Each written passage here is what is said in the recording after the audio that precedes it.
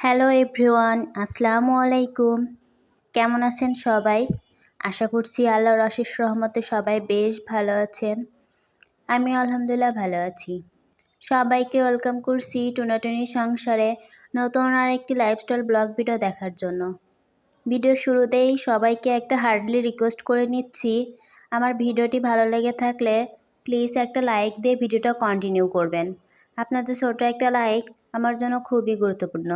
আপনারই মতো অনেকের কাছে আমার ভিডিওটি পৌঁছে দিতে সাহায্য করবে, সেই সাথে নতুন দিনে নতুন আরেকটি ভিডিও মেক করার উৎসাহ জাগিয়ে তুলবে। আজকের ভিডিওটি করেছি সকাল থেকেই। সকালে নাস্তা করে নিয়েছি। আজকের নাস্তায় ছিল ডিম সিদ্ধ সাথে কয়েকটা কিশমিশ। এই নাস্তাটা করে চলে আসলাম আজকে কিচেন র্যাকটা ডিপ ক্লিন করবো এই জন্য। কিচেন র্যাকটা ডিপ ক্লিন করার জন্য আমি প্রথমে কিচেন র্যাকে যে সকল জিনিসগুলো ছিল সবগুলো এক একে নামিয়ে নিব। প্রথমে আমি উপরের থাক থেকে যে গ্লাসগুলো ছিল, অন্যান্য জিনিস ছিল, সেগুলো আমি একটা ঝুড়িতেও নামিয়ে নিয়ে রেখে দিব। তারপরে যে প্লেট বাটিগুলো ছিল সেগুলোও নামিয়ে নিব।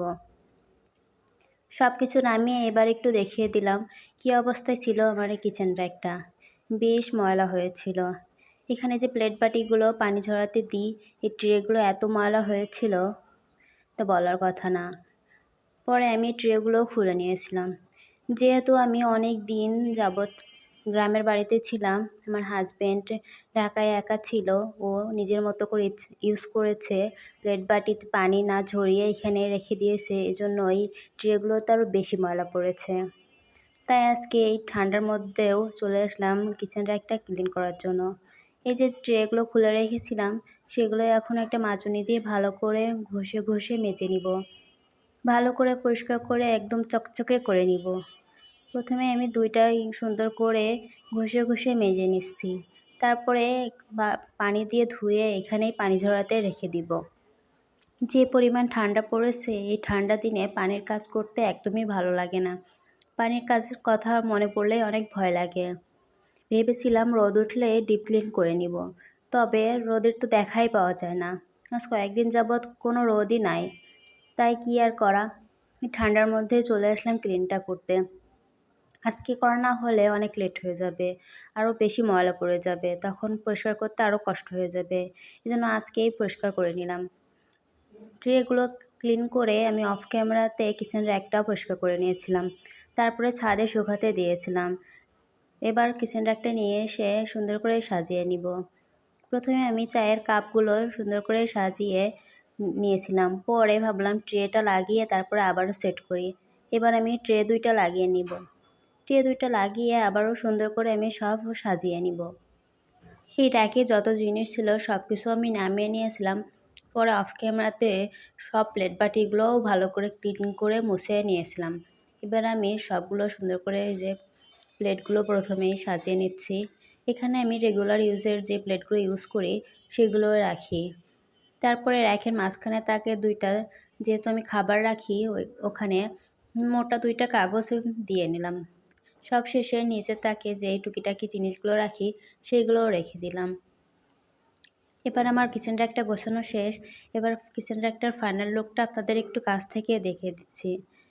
আপনারা দেখলেই বুঝতে পারবেন কিচেন র্যাকটা অনেক পরিষ্কার হয়েছে, বেশ নতুনের মতন চকচক চকচক করতেছে। এখন কিচেন র্যাকটা দেখতে বেশ ভালো লাগতেছে। কোনো জিনিসই যদি পুরনোও হয়ে যায়, সুন্দর করে ঘেঁষে মুছে পরিষ্কার করে রাখলে আবারও নতুনের মতন দেখতে লাগে। তবে আমার এই কিচেনটা খুব বেশি পুরাতন না। তারপরে চলে যাব বিকালে নাস্তা বানানোর জন্য। আজকে নাস্তায় বানাবো মজাদার ডেজার্ট আইটেম। কিছু ফল ছিল, সাথে কিছু দুধ জাল করা ছিল, সেগুলো দিয়ে আজকে আমি ফ্রুটস কাস্টার্ড বানাবো। আগের ভিডিওতে দেখেছেন আমি দুধ জাল দিয়েছিলাম বেশ অনেকটা, প্রায় 1 কেজি পরিমাণে দুধ জাল দিয়েছিলাম। তেমন একটা খাওয়া হয় নাই। আজকে ভাবলাম ওর দুধটা দিয়ে কিছু একটা করে ফেলি, নইলে দুধগুলো নষ্ট হয়ে যাবে। তাই যেহেতু ঘরে ফলও ছিল, তাই চলে আসলাম ফল দিয়ে দুধ দিয়ে ফ্রুট কাস্টার্ড বানানোর জন্য। এখানে আমি ইউজ করব আপেল, বেদেনা, লাল আঙুর, সাথে কলা। কলাটা পরে আমি কেটে নিয়েছিলাম। এই ফলগুলো যখন কাটি তখন আর খেয়াল ছিল না কলা কাটার কথা। পরে আমি অফ ক্যামেরাতে কলাগুলো কেটে নিয়েছিলাম। এবার আমি সব ফলগুলো সুন্দর করে কেটে নিচ্ছি, ছোট ছোট টুকরা করে নিচ্ছি, খুব একটা বেশি বড় করব না। যে সকল আপু ভাইয়েরা আমার চ্যানেলে আজ নতুন, আজই আমার চ্যানেলটি ভিজিট করছেন, আপনাদের যদি লাইফস্টাইল ব্লগ ভিডিও দেখতে ভালো লেগে থাকে তাহলে চাইলে আপনি আমার চ্যানেলটি সাবস্ক্রাইব করে পাশে থেকে যেতে পারেন।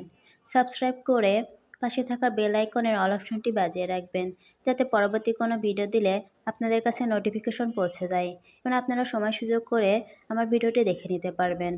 আর আপনি যদি অলরেডি তা করে থাকেন তাহলে আপনাকে জানাই অসংখ্য ধন্যবাদ।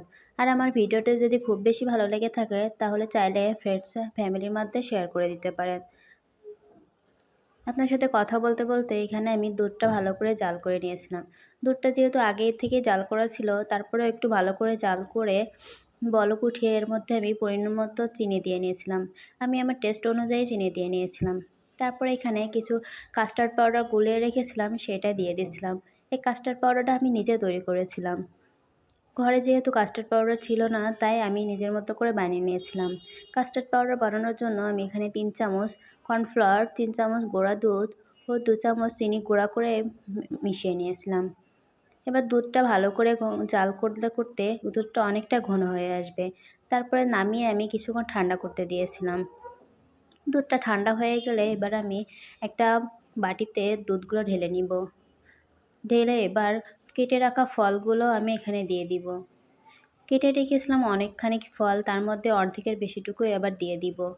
দিয়ে এবার আমি একটা চামচ দিয়ে ভালো করে ফল আর দুধটা ভালো করে মিশিয়ে নিব। ফল আর দুধটা ভালো করে মিশিয়ে বাকি যে ফলগুলো ছিল সেগুলো আমি উপর থেকে ছড়িয়ে দিব। বাকি ফলগুলো রেখেছিলাম উপর থেকে ডেকোরেশন করার জন্য, যাতে দেখতেও সুন্দর লাগে, খেতেও ভালো লাগে। এই যে এবার আমি একে একে সব ফলগুলো উপর থেকে দিয়ে নিচ্ছি।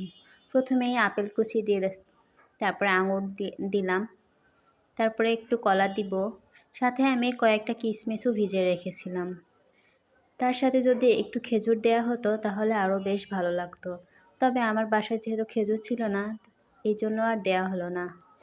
এবার আমি উপর থেকে বেদানাগুলো দিয়ে দিলাম। এবার আমি কিশমিশগুলো উপর থেকে দিয়ে দিব। এটা দেখতেও যেমন সুন্দর হয়েছিল, খেতেও বেশ টেস্টি হয়েছিল। সবশেষে আপনাদের একটু ফাইনাল লুকটা দেখিয়ে দিলাম। আমার এই ফুড কাস্টার্ড কেমন হয়েছে আপনারা সবাই কমেন্ট করে জানাবেন, কিন্তু কমেন্ট করতে ভুলবেন না কিন্তু। তারপরে চলে যাব রাতে রান্না করার জন্য। নাস্তা বানিয়েই ভাবলাম এই সুযোগে রান্নাটাও করে নিই, তাহলে রাতে আর খুব বেশি ঝামেলা করা লাগবে না। এখানে আমি খাসির বটটা একটু জাল করে নিচ্ছি। কিছুদিন আগে খাসির বট রান্না করেছিলাম, ওখান থেকে কিছুটা পরিমাণ আমি রেখে দিয়েছিলাম, সেটা একটু ভালো করে জাল করে নিব। তারপরে এখানে আমি ট্যাংরা মাছ ক্লিন করে রেখেছিলাম, সেটা একটু হলুদ লবণ দিয়ে মাখিয়ে নিলাম। এদিকে আমি ভাতের মাড়টা গালতে দিয়েছি। ভাতটা আমি আগেই বসিয়ে নিয়েছিলাম। এবার আমি চলে গেলাম ট্যাংরা মাছগুলো ভাজার জন্য। মাছটা আমি একে একে ভেজে নিয়ে উঠিয়ে নিলাম। মাছ ভাজা হয়ে গেলে এবার আমি পেঁয়াজ কুচি দিয়ে নিচ্ছি তেলে। পেঁয়াজ কুচিটা দিয়ে মশলা কষিয়ে অফ ক্যামেরাতে মাছগুলো দিয়ে ঝোলের পানি দিয়ে নিয়েছি। এই যে দেখেন আমার মাছটা হয়ে গেছে। এবার আমি মাছটা নামিয়ে নিব। এই ট্যাংরা মাছের ঝোলটা আমার হাজব্যান্ড খুবই পছন্দ করে, তবে আমি তেমন একটা খাই না, আমি ছোট মাছ খাই না। তবে আজকে শুধু মাছের ঝোল দিয়ে আমি খেয়েছিলাম, সাথে যে খাসির বটটা ছিল ওইটা দিয়ে খেয়েছিলাম। আপনাদের সাথে কথা বলতে বলতে ভিডিও শেষ পর্যায়ে চলে এসেছি। সবার সুস্বাস্থ্য কামনা করে এখানে বিদায় নিচ্ছি। সবাই সুস্থ থাকবেন, ভালো থাকবেন। আল্লাহ হাফেজ। আসসালামু আলাইকুম।